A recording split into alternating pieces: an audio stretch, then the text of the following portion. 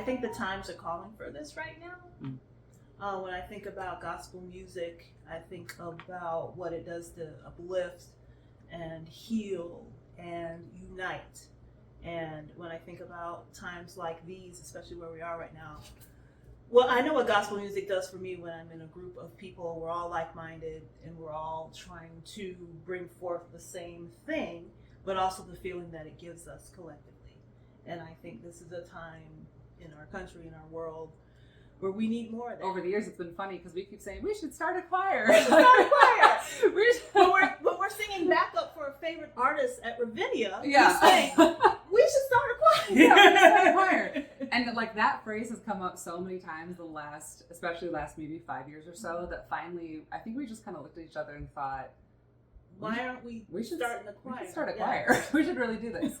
And then it just became more and more conversations, and I think more and more intentional conversations about, okay, if we did this, what is it that we're trying to build and who are we trying to build this for? And I think that's when we realized that there's so many different personas, right? If you think of it that way, there's so many different identities or experiences or needs that people may have, whether it's from a worship perspective, that they are looking for a new community of worship, whether just as a musician that they're looking to share musical expression with a group of people, they need a new choir home. It could even be something where, you know, maybe they audition for choirs all the time and they're an amazing singer, but their sight reading isn't that great. That's the beauty of gospel music. That's the beauty of gospel music. You don't have to sight read. Well, and it's also part of the inclusivity, but also too with the beauty of gospel music, it comes so much from what you put behind it and how you present versus how critically you are able to bounce from note to note. And so, and it's not like we don't want that or that's not welcome. But again, I think it's all about having a space where people from so many different points along that spectrum can come together to build something beautiful.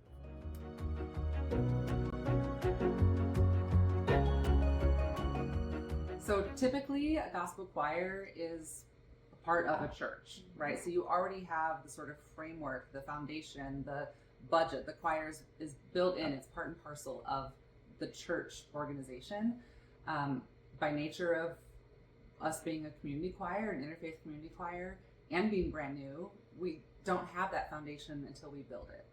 We don't have that framework and structure until we build it. So we have been for months building and planning and preparing, and that, you know, some of those steps cost money. And then as we move into this next phase, you know, rehearsal space, that space usage, hiring a really excellent lead musician, because one of our core values is a very high level of artistic excellence. You know, all those different things require investment. So it's just a little bit different model of building a foundation in a very similar but also unique way. Right. I think the biggest thing we want to do is to build something that lasts, right? We want to do it right. I think we both are of a mindset that, you know, proper planning, proper performance, all of that. But really something that lasts, something that has integrity and character. I mean, of course, we're starting small, but we want to build something that's going to attract even more singers and even more opportunity to bring this music to broader communities. And I think we both feel that, you know, starting in a way that is solid legally and solid financially and solid with all of the other things that you need to do to build this kind of a nonprofit, it's important to do it right. And so that's why we are, you know, again, not having that backing of a church that might have its own 501(c)(3) and has its own assets. We have to build that whole foundation ourselves. We have a very clear vision for what Grace Note Collective is and is to be in the future.